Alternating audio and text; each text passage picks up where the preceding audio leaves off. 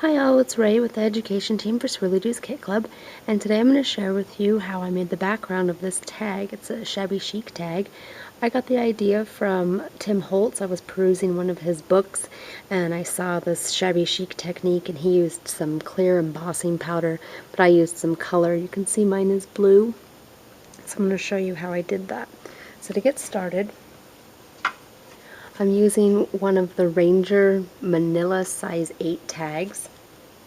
And I'm going to start with using black gesso, and I already did one to save time, and I just painted it on there. And you have to get black gesso. If you don't have some, you're totally missing out.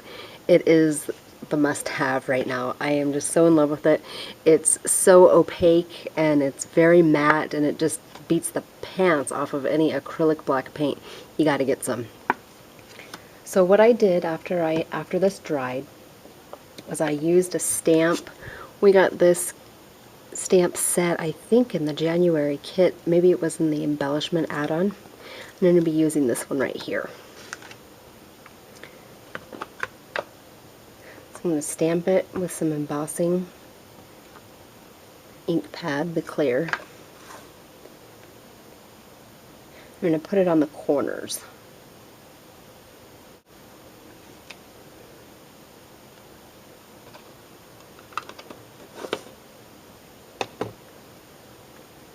So for the first tag that I made, I used some Lindy's Angel Wings Peacock embossing powder, but I want to try out a different color, so I'm going to go ahead and use the mauve. So I'm going to hit that with a heat gun. Okay, so this is completely dried now, and it's a really pretty purple color. I didn't know it was going to go up. I thought it would be more of a pink, but on this black it really shows up as purple. It's really pretty. So the next part I'm going to do is I'm going to use some paint, and the color I'm choosing for this is just the Folk Art. It's a vintage white. It's just a regular acrylic paint. When I was practicing these to see what paint I liked best, I tried to use some of the new Tim Holtz Distress paints, but they are not opaque enough. They're just a little too translucent for this, and it didn't really hold the color on the black gesso, so I decided to go with some traditional acrylic paint. Now all I'm going to do is do a light coat. Not everything needs to get on there. It doesn't need to be completely coated.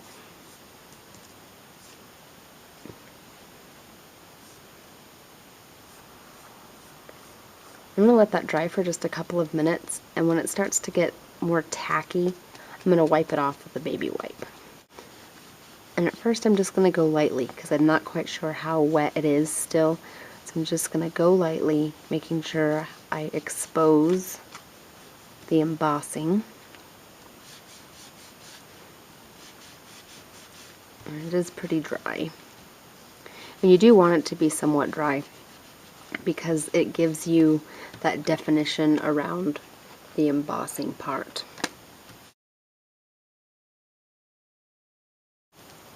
And it's up to you how much you want to rub off.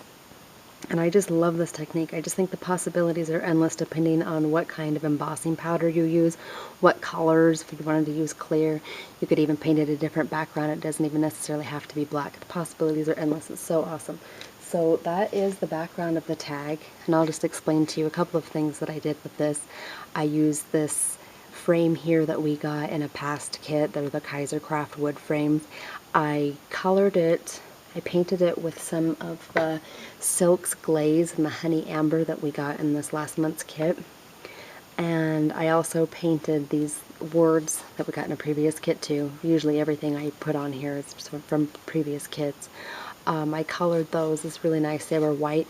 That glaze is so transparent. You can really make those whatever color you want, depending on what kind of paints you have. Excuse me. And then I used some cheesecloth here at the top. And the thing about tags is I really love to make them, but I find that I don't really do anything with them. They just kind of sit in a little basket, or I push them off to the side. I don't put them in any sort of a box or anything, or like on an art journal or anything. I should, but they end up sitting. So what I've decided to do is I'm kind of trying to tailor these to make them into cards. And if you use these size Manila 8, I'll just give you a little tip here. You can use a piece of cardstock that is 8 by 7, and it fits perfectly on here. You fold it over and you have a card. And I don't really like the plain background, so I just use another sheet of paper that's 7 by 4. I have this music note paper that I've distressed and done some faux stitching on. I'm going to put on there. And that will be the card. And that's pretty much it. So now my tag has a purpose, and I'll be sure to use it. So be sure to go to swirlydoos.com and check out what our kit club has to offer. We have great kits and great tutorials on the website, and we on our YouTube channel too.